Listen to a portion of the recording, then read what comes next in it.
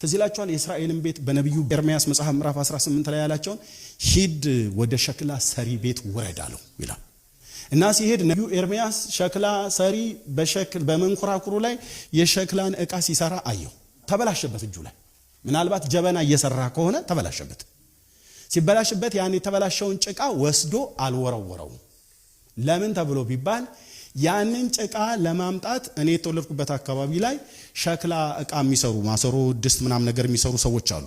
ሩቅ ነው። ሁለት ወንዞችን ተሻግረው ምናልባት ከ5 እስከ 7 ኪሎ ሜትር ያህል ተሸክመው አንዳንዴ በተውሶ አህያ አስጭነው አንዳንዴ በትከሻቸው ላይ እየተሸከሙ ሲወጡ ሲገቡ እናያቸዋለን። በጣም ብዙ ጊዜ ማለት ነው። ቀይ ሸክላ አፈር ያመጣሉ።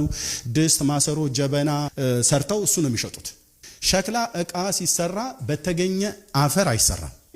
እኔ ተወልጄ ያደኩበት አካባቢ ላይ እርሻችን የመሬት አፈር ነው። አቦልሴ የሚባል ደግሞ አፈር አለ። ቀይ አፈር የሚባል ደግሞ አለ። ከቀይ አፈርም በጣም የተመረጠ ነው። በጣም የተመረጠ በጣም ድምቅ ያለ ቀይ በጣም ተቆፍሮ ወደ ውስጥ ነው የሚገኘው እንጂ የትኛውም ቦታ ላይ አይገኝም። ስለዚህ በተገኘ ነገር ሸክላ አይሰራም። ካፈርም ይመረጣል ማለት ነው። ስለዚህ ነብዩ ኤርሚያስ ሸክላ ዕቃ በሸክላ ሰሪ እጅ ተበላሸ፣ ከዛስ መልሶ እንደወደደ ሌላ አድርጎ ሰራ ይላል። ምን ማለት ነው? በቃ አበጀ፣ ማሰሮ ለመስራት ጀመረ። ሲበላሽበት ወርውሮ ከሌላ ጭቃ ደግሞ ሙከራ አድርጎ አሁንም እንደገና ደግሞ ድስት መስራት ጀመረ። ቢበላሽበት እንደዛ አይወረውርም። የፈለገ ቢበላሽበት መልሶ እንደወደደ ይሰራዋል።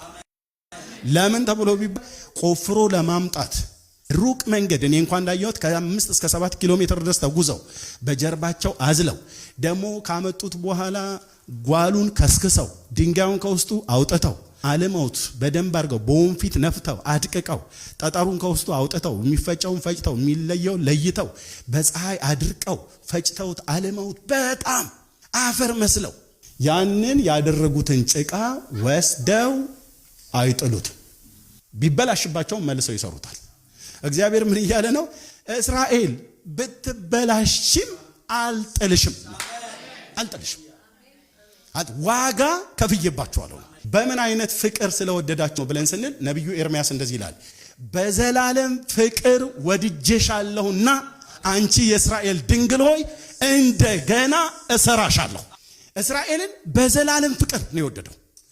ኦኬ፣ እኛንስ በዘላለም ፍቅር ነው የወደደን።